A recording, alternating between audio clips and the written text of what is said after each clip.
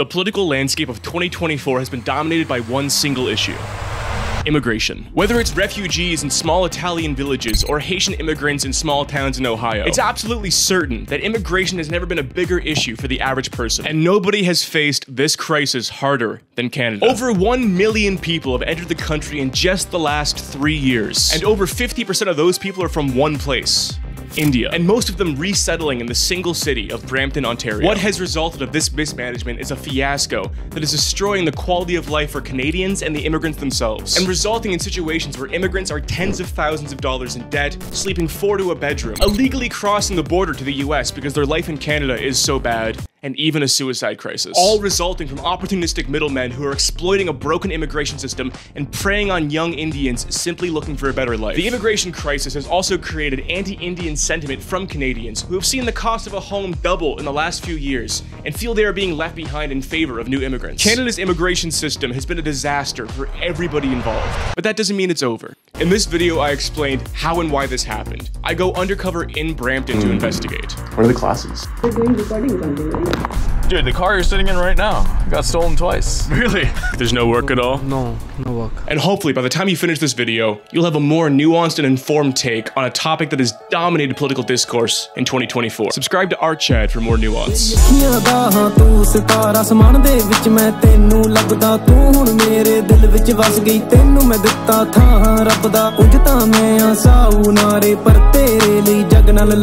So before we get started, I just want to throw a disclaimer out that I know immigration negatively affects Canadians as well. I see the pictures, I go on Twitter, I rent in Toronto. Even my hometown in rural Nova Scotia has seen rent skyrocket over the past few years because of this crisis. But any reactionary moron can make a video about great replacement theory, stolen jobs, and whatever other folly people improperly attribute to immigration. Immigration negatively affects Canadians in certain ways. But I never see anybody cover this topic with nuance. I never see anybody talk about the immigrants themselves or how everyone involved has seen their quality of life dramatically decrease. I'm not sure how making edgy jokes on Twitter about pooping Indians fixes anything, but hey, have fun dunking on people while the world burns.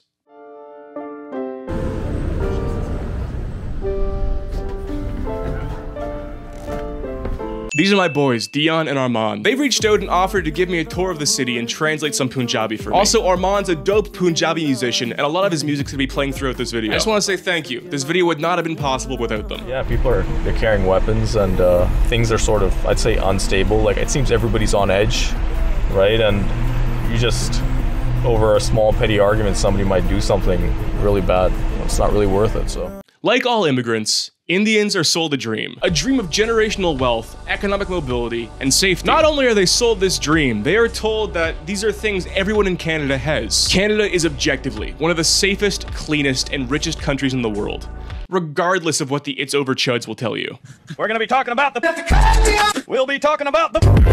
Do you think that's funny? Canada has always opened its arms to immigrants, bringing in an average of 250,000 a year for the past 4 decades, giving it one of the highest consistent immigration rates in the world. And this extreme immigration policy has worked well for us as we brain drain the world's best and brightest to fill holes in the skilled labor market, which is exactly what an immigration policy is supposed to do. Furthermore, this is what the West is based on. Canada is not a white country, and it's barely a Christian country. Canada is a pragmatic sorting algorithm, integrating the best parts of foreign cultures and practices, and creating a country where everyone has the opportunity to prosper and nobody falls through the cracks. And it's been this way for decades, before Zoomers, and even before those cringe millennials, if you can believe it. This is all to say that immigration in Canada objectively works, and it works very fucking well. At least it was working. Until a few years ago. This is when the permanent resident craze began in Southeast Asia. Specifically, India. Canada's immigration stayed consistent until about 2021, bringing 250,000 immigrants a year. After 2021, that number skyrockets, and Canada has brought over 1 million legal immigrants in the past 3 years, with Indians making up more than the rest of the other immigrant groups combined. Many of these Indian immigrants have the exact same backstory. Most of them came from the state of Punjab in India. Most of them are Sikhs. They came here on student visas to study with the goal of obtaining permanent residence after graduating, and most of them end up in 2 places: Surrey, British Columbia, and Brampton, Ontario, with both of those cities being around 400,000 people and almost half of them being Indian. While I was in Brampton, it truly felt like I was out of place. like I was in a different country, even though I was only a 40-minute train ride north of Toronto. About the same distance between Los Angeles and Anaheim, or downtown Manhattan and JFK Airport. I popped into a Tim Hortons at Sheridan Plaza to use the bathroom, and I could tell people would not stop staring at me, wondering what I was doing there. Seriously, I felt less out of place in Cuba or in Athens than I did in Brampton. Sheridan Plaza, where the Tim Hortons was the location of a riot during the 2023 Diwali festival. But we'll get to that later. There's been so much noise on the immigration crisis from the left and the right. Ignorance always comes from lack of information, yet the news tends to sensationalize without providing context. And many people's media diets just ends up keeping them in an echo chamber. That's why what Ground News does is so important. Ground News is an app and a website that gathers stories from all around the world and across the political spectrum, so readers can compare coverage of the same story and come to their own conclusion. It's rare that YouTubers get sponsors that actually add value to their audience's lives, so that's why I'm excited to work with them. For example, the Haitians eating pets story. We all saw it, we all watched the debate, and it was proven false. But how many outlets covered it? Ground News allows you to see every article written on this story. It allows you to examine the media bias and show you that barely any right-wing media outlets covered it. It shows you the factuality of every outlet that reported the story. It allows you to compare headlines to see the story from completely different angles. Whether it's immigration or ongoing wars, information overload plagues our generation. This has caused us to grow more partisan than ever, as it seems impossible to find the facts. Ground News is truly your most powerful tool for fighting this and forming nuanced and informed opinions on what's happening around the world. Whether you're a casual reader or a Twitch debate bro, go to ground.news/artchad or scan my QR code to sign up. My viewers save 40% on the same Vantage plan that I use to get unlimited access to all their features. This not only supports them in their goal of media transparency, but it supports the channel so I can keep scaling up, keep making better videos, and keep posting keynote. To properly understand Indian immigration in Canada, you have to start on the ground in Punjab. Go to Google Street View and you can find advertisements just like this one all over the streets, offering immigration consulting and express student visas to countries like the UK, New Zealand, Australia, and Canada. Punjabis are also bombarded with online advertisements like this one, offering the same service. Families often save for years to teach their children English and cover the tuition costs of studying in Canada. The immigration consultants charge them fees to help get their paperwork in order, or they're directed to websites like Uni's Portal, software that connects potential students to courses, consultants, and universities. For a fee, of course. Once the paperwork is in order, students may apply to colleges and universities all over Canada, with the goal of obtaining a student visa which legally allows them to live in the country. Canada is home to many prestigious universities, like Queen's, where Elon Musk studied, U of T, where Jordan Peterson taught, or McGill, home of the MK Ultra studies. But these aren't the most popular choices, as the tuition fees are far out of their price range, and international students often pay 3 times more than Canadians. This leaves students with more obscure and suboptimal choices, like College of Health Studies, Access College, or Flair Management College, which are all located in strip malls in Brampton. These colleges are what are known as diploma mills. 2 colleges in this one building, and this real estate college is connected to immigration consulting. Diploma mills like these are institutions that want your tuition fees by any means necessary. This often means eliminating as much overhead as possible, often only having one single employee that doubles as the teacher and the secretary, and operating out of tiny office spaces and strip malls for cheap rent. Like this one, which I wandered into to ask questions expecting to find a front desk, when all I found was a single room with 8 chairs. This is a legal college in Canada that will give you a degree. The degrees they offer are licensed from public institutions and are actually legitimate, but they are often unrecognized by potential employers because the quality of education is so bad, leaving many Indian international students with useless credentials and thousands of dollars in debt. To combat degree mills, the government has changed the rules on which degrees can qualify for permanent residence, and now it can only be obtained after a degree from a public institution, no longer a private one. This has resulted in students applying for diploma mill colleges like Flair Management for the sole purpose of getting a student visa before dropping out and moving on to a public institution. This rule affected 80 colleges in Brampton alone. Brampton is a city of 400,000 people with 80 diploma mill colleges. These colleges now only exist for students to drop out of, often charging them a $500 refund fee before they move on to a public institution. I walked into Flair College, hoping to get interviews from new students, and all I found was empty classrooms, as the students had dropped out before classes had even started. But I haven't even gotten to the craziest part of this entire situation yet. There are individuals with complete vertical monopolies on the whole process. The student software Uni's Portal and Flair Management are owned by the same individual, Anurag Sachdeva, who is also an immigration consultant. This person legally operates at every step of the immigration process for Indians. When you're over there in India, you are sold the idea, and this is, I'm not from India, I wouldn't really know word for word. They're sold the idea of moving here by somebody like a broker. So they give them an idea of what Canada's gonna look like. But when a lot of people get here, it's a struggle. Yeah. Right? Back home in India, they wouldn't have to work as much to support their living. But when they get here, it's 40 hours a week, 44 hours a week, right? And a lot of them get underpaid when they arrive. If you're from somewhere in India, you're most likely going to get a job, be hired by somebody who speaks the same language as you.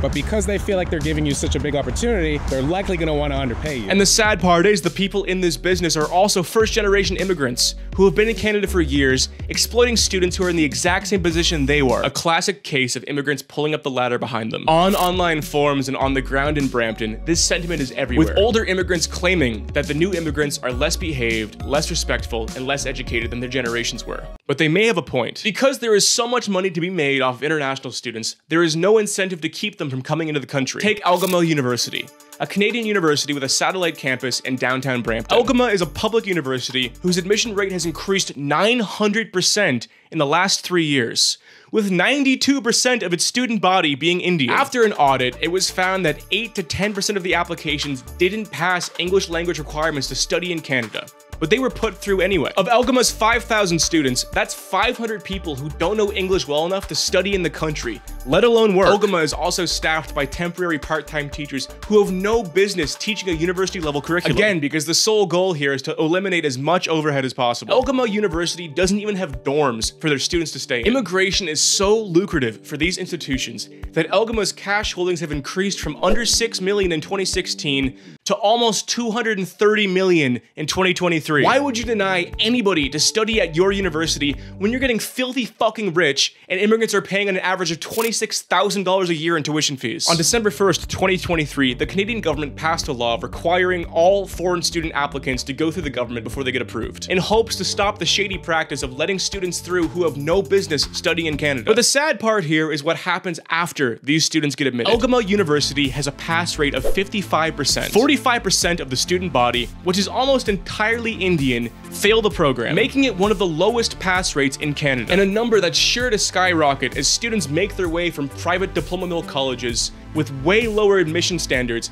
into public ones. The low pass rate has created ongoing protests all over campuses in Brampton, with students who feel they're being cheated out of an education simply because they're international students. Now, it's totally unjustified to protest in a country that you're not from and you chose to move to, but you have to have some sympathy, as these are young people who are fed a lie about what Canada is like, exploited every step of the way, allowed to study in a school they had no business attending, and then tossed aside once they had served their purpose. Immigration is a tumultuous topic for most Canadians, who often misconstrue anti-immigrant sentiment with outright racism. But at the end of the day, immigration is a privilege, not a right. You have to earn your right to immigrate. But if people told you you had that right every step of the way, only to pull the rug out from under you at the last second, who's really at fault here? So here we are. We've taken in more than we can handle, and we have an immigration crisis. But what happens to the people left behind by the system? And what happens to Canada as we deal with this massive influx? Nothing too crazy. Just ethnic conflicts, a housing crisis, and a 500% increase in crime.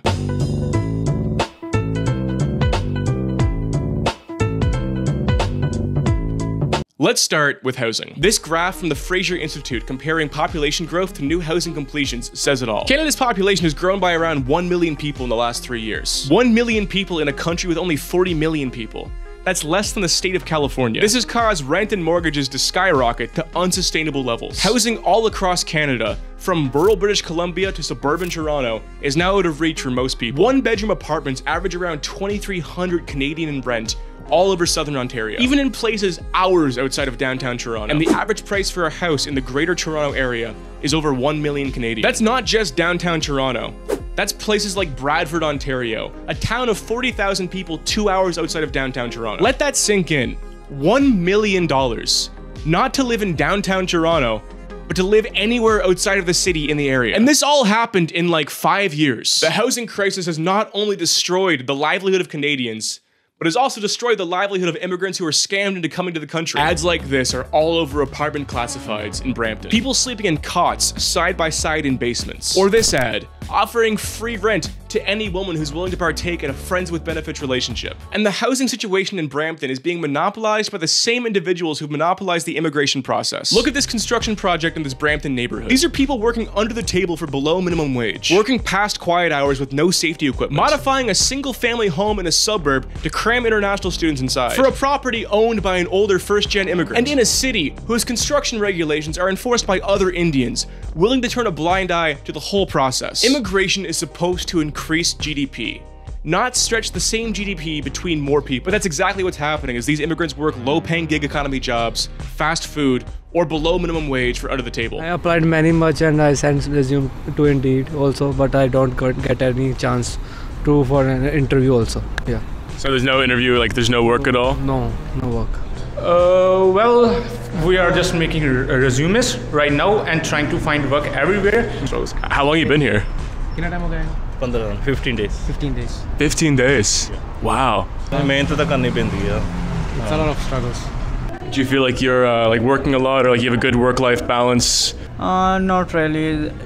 It's really hard to find work in Canada, and pretty much as I'm a student, so I'm not balancing myself between study and my work. And sadly, this is the scenario with which most Canadians interact with Indians, in the context of service environments at the bottom rung of society. These low-skilled, uneducated workers have also exacerbated Indian hatred in Canada, as most Canadians are faced with the daily occurrence of ordering a coffee from someone who doesn't know English or understand Canadian hygienic standards. This isn't because of their race, or because they're fundamentally bad people. It's because they shouldn't be here in the first place. They're only here because of opportunistic middlemen and money-hungry universities. Blame them, not the young Indians who got scammed into coming here. Speaking of misunderstanding how things work, during my time in Brampton, there was one thing that stood out to me above all else: the cars. Every other car was an M-Spec BMW, a Lexus, a Mercedes, a Hellcat, a Charger SRT8. When I asked my friend Dion why everyone was driving luxury cars in a city that had been hit by an immigration crisis and a rental crisis, he told me the scary fact that nobody owns anything in Brampton. It's all taken out on credit. This is another one of Brampton's dark realities. Along with the exploitation of new stock immigrants for tuition and rent, they are also preyed upon to take out massive leases to get luxury cars and fit in with the local culture. Cars that are sometimes taken out on 10 or 12-year leases with only $1,000 down, leaving them indebted for over a decade. Now you're probably saying, womp womp little bro, that's nobody's fault but the buyer. Do your due diligence before buying a car. Okay, sure, but imagine you're 19 and you just landed in Canada. Your uncle gives you a couple grand to buy a shit box so you can get around town.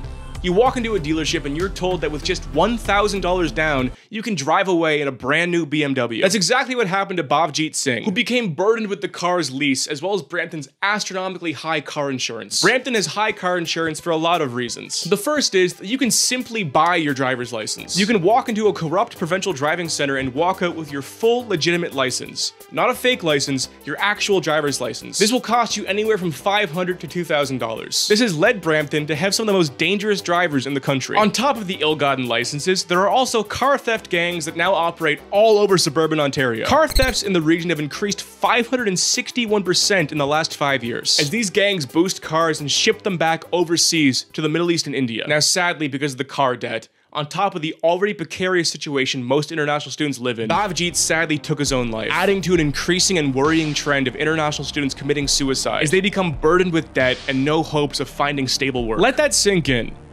Canada has botched immigration so fucking bad that people who are coming here from third world countries are committing suicide. On top of this, there is also a massive spike in Indians illegally crossing the US-Canada border. Not Indians who came here to cross the border illegally, but Indians who came to live in Canada and whose lives got so bad, they're illegally leaving Canada. And now to Canada, the border between the United States and Canada is experiencing an unexpected increase of undocumented immigrants.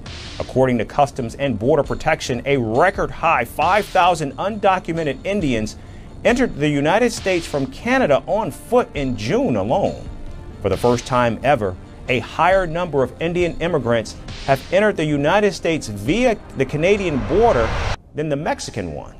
And the truly fucked up part is, we did this all accidentally. Countries like the UAE are known for creating low-wage slaves out of Bangladeshis and Filipinos through shady construction practices where contractors take your passport and you're forced to live in work camps outside of Dubai for low wages. Syrian refugees are allowed to obtain work permits in Jordan only to do the lowest wage labor jobs where workers will start working at 14 for 12 hours a day for half of minimum wage. Refugee labor is commonplace all over the world. Canada has basically created the same system accidentally. All low-wage labor all across the country, be it fast food, security, retail, or gig economy, is occupied by mostly Indians. Canada has had such a bad approach to immigration, we have accidentally created a slave state. But it's not all a sob story. There are people who are coming to Canada just to flex, to live a lifestyle not of studying and career building, but of fast cars, illegal weapons, ethnic nationalism, and Punjabi rap. This lifestyle is promoted by Punjabi nationals through their music and their online presence who have resettled in Brampton. People like the late Moose Walla, who is often referred to as Punjab's Tupac. Moose Walla built his career in Brampton and painted a picture of a gangster rap lifestyle that many Punjabis moved to Brampton just to seek out. This has also caused old ethnic conflicts to spark up in Brampton. Specifically, the Khalistan movement. Khalistan is a Sikh separatist movement that calls for an independent Sikh state within India. The borders for this are usually drawn as the state of Punjab, but they sometimes expand to include parts of Pakistan as well. The group's relevance in India has faded since its peak in the 1980s, but it's become very popular in Indian diaspora communities all over the US and Canada. There are political posters all over Brampton making reference to the movement, and many cars are clad with stickers promoting the movement, often with images of weaponry and AK-47s. Seriously, there are stickers promoting this movement on cars all over Toronto, not just Brampton. I see it all the time. Moose Walla was also in controversy for promoting the movement in his song Punjab, My Motherland. Now the tension here is with Hindus, who make up a sizable portion of Canada's Indians, especially since India's president, Narendra Modi, is a Hindu nationalist. The ethnic tension has boiled over in recent years as Canada's Indian population skyrockets and their economic precarity becomes worse. This has come to a head with the assassination of a Sikh leader in Surrey, British Columbia by suspected agents of the Modi government, as well as a small riot between Diwali festival goers and Brampton's Sheridan Plaza. Not only has Canada created a slave state of broke international students, not only has Canada allowed middlemen and shady institutions to scam people into coming to the country, not only has Canada allowed housing costs to skyrocket due to an oversupply of immigrants and an undersupply of housing, we've also imported an ethnic conflict involving religious and land disputes on a different fucking continent. And we did this all in like 5 years. And the truly pathetic part is, we did it accidentally. I could have some sort of respect for the Trudeau government if he was some sort of Machiavellian dictator who planned to do this from the start. But every problem I've listed in this video is the direct result of negligence and ignorance. But it's not over yet. Canada is actively putting measures in place to lower immigration over the next few years. They've limited the amount of student visas that can be issued. They've made it harder to obtain them in the first place. They've lowered the percentage that a company can be staffed by foreign temporary workers. There are thousands of work permits set to expire over the next few years that cannot be renewed. And it's looking like Trudeau won't be in power much longer if these polling numbers translate to an election. But that's beside the point. That's not the moral of the story. I've hopefully opened your eyes to this crisis in a way that didn't seem reactionary, racist, or bigoted. I did this because I care about this topic and believe it to be existential. I didn't echo Twitter talking points, and you shouldn't either. The only people that deserve blame are the Canadian government and the institutions that allowed this to happen. Most new Indian immigrants are as much victims as working class Canadians are. If you want the world to change, put the work in and learn about it. Who are you going to convince by retweeting Barry Stanton memes? Who does this help? Go. Be pragmatic, be precise, work hard, get lunch with a Punjabi dude, eat some fucking momos, and never kill yourself.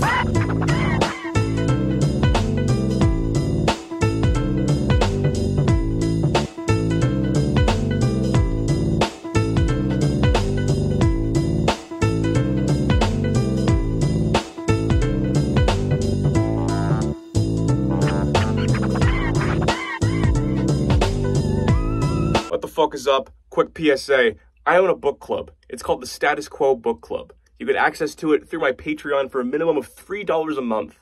In September, we just read Techno-Feudalism. In October, you're seeing this video October 1st. Right now, you can sign up. In October, we are reading Post-Capitalism, A World Without Work, Inventing the Future. Great book, great read, highly recommend.